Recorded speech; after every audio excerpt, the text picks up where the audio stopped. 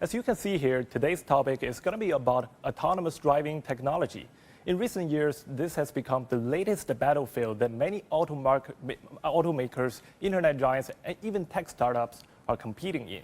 As I'm speaking about this in the studio, there are hundreds of driverless vehicles running in the outskirts of Beijing right now. So a couple of days ago, I tried one of them, and here's how I felt.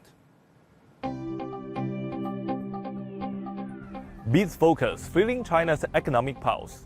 In the outskirts of Beijing, there are over 200 robotaxis running in an area of 60 square kilometers. And every day, these vehicles help people to finish the first and last miles of their daily commutes. So how do these driverless cars operate in the public roads? I'm gonna find out myself.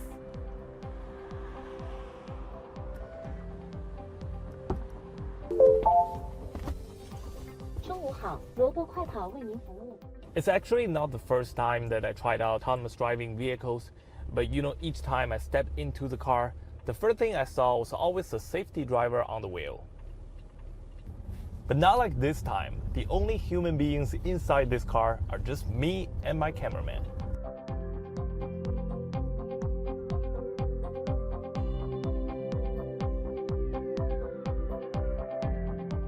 Still couldn't believe there's really no man sitting there, but the wheel and the cars are just moving by themselves.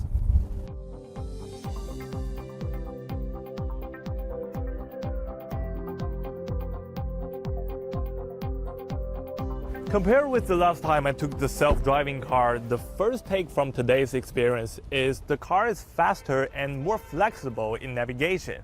I mean, the car is not like a rookie driver like it used to be like anymore. So turning, parking, and even switching lanes are smooth and spontaneous. That's all because the robotaxi uses level 4 autonomous driving technology. According to the standards made by the US engineering standards group SAE International, L4 autonomous driving means the vehicle could drive itself under certain conditions. It's only one step away from the highest level 5 of fully autonomous driving.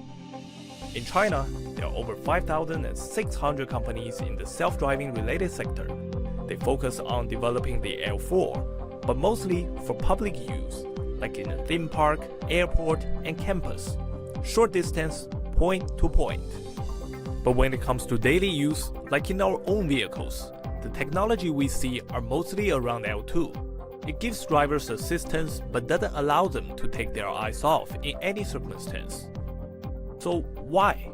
Why couldn't we just apply the L4 technology that we already had to our personal cars?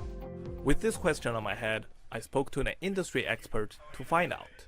It's not only about the technology itself. It's about the legal environment that needs to be, in most cases, created in order to allow for autonomous driving. And the world's largest auto market may run in the front. China being actually at the faster side of the development, given the political environment and the ability to get things done.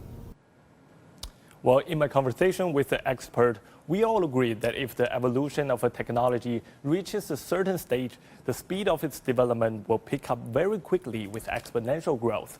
While he said he did not have a crystal ball to know exactly when this turning point of autonomous driving will be, he told me that we might see it much earlier than we thought. Actually, there are some clues of this acceleration at this year's Shanghai Auto Show, which concluded today. Many companies were rolling out their own full autonomous and driver assist technologies during the expo, which is making the market competition more intense. Take a look. At the Shanghai Auto Show, top global car brands are battling it out to capture the attention of consumers in the world's largest and most crowded market. However, it is autonomous driving technologies and vehicles that have been stealing the limelight. This is a shuttle bus with L4 autonomous driving technology. No driver inside, it just moves itself. And starting this July, it will be used in a tourist site in the city of Suzhou, taking travelers from A to B. This technology is developed by Comcar, a Chinese startup that specializes in developing vision systems for autonomous vehicles. Like its name suggests, the company wants its cars to stay calm in all circumstances, of course, with the help of self-driving technology. We achieved parking assistance, high-speed autopilot, and also we are focusing on the next generation mobility services. There is intense competition among domestic and global automobile companies to develop innovative driverless technologies that could solve the current transport barriers. Global consulting firm McKinsey estimates that assisted and fully autonomous driving systems in passenger cars could generate global revenues of $300 to $400 by 2035.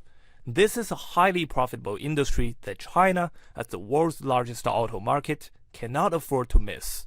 Some industry insiders say if a vehicle brand cannot offer self-driving technologies by next year, it will be practically impossible for it to compete in the market. William Li, founder and CEO of Chinese electric car brand NIO, told me that electric vehicles are the best bets for smart driving. So autonomous driving, in a sense, is now new for his company. We have rolled out the test version of our Navigation on Pilot Plus system. Now it has around several million kilometers usage per week. I think our customers like this service more and more. Li predicts that by 2030, 90% of the new cars in China will be smart electric vehicles, with autonomous driving a must for all models. For more analysis on mobility's future, I'm now joined by Roland Berger's senior partner Wang from Shanghai. Hi Wang, very nice to see you again. As mentioned in the videos, both autonomous driving companies that I talked to and the industry expert believe that legislation or the government's policies are extremely important to the development of the real-life implementation of driverless tech. So specifically, what kind of legislation or policy support do you think are needed? Yes, thanks for the question. I think indeed when we talk about new technologies, especially for autonomous driving related topics, on the technology advancement, on the ecosystem building, on the business model upgrade and optimization, and also on the ecosystem partner finding, all those perspectives can be well covered by the industrial players. But however, the legislation, or let's say the regulation perspective, is something that has to be clearly pushed by the governing entities or the different ministries. As you know, that automotive in China are being governed by 9-10 different ministries covering all the perspectives. So I think what the industrial players need is that a clear timeline in terms of what are the scenarios that autonomous driving technologies can be implemented by what time.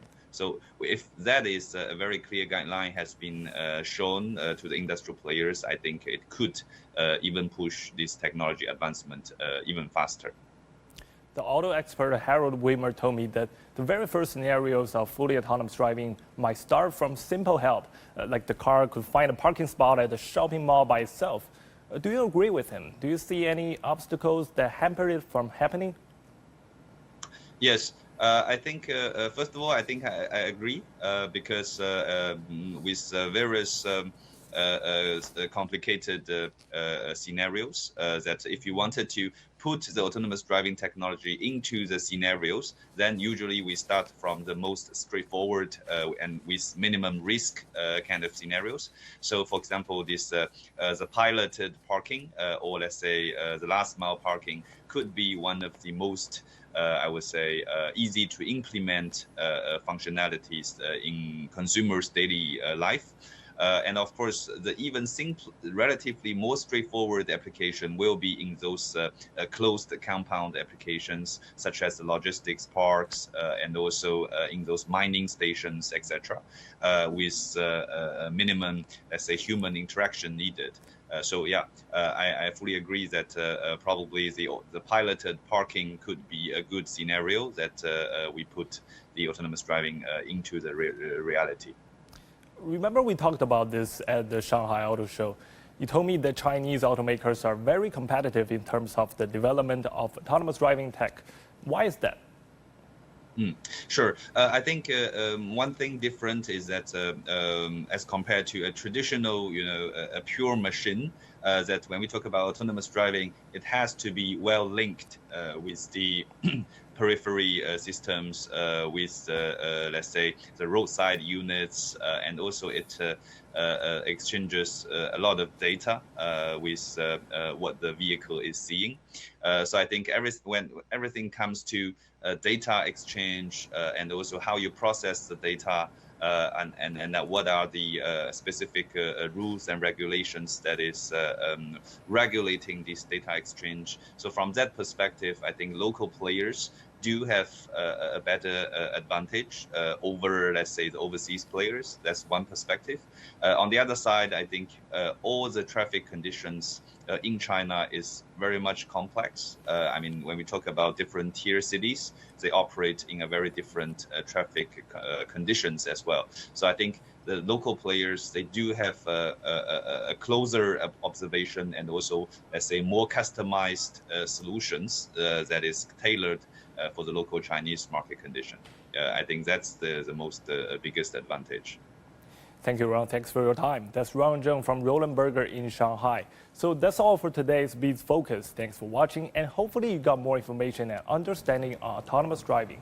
There's certainly a day that our cars will fully drive themselves, and I wish that day will come soon.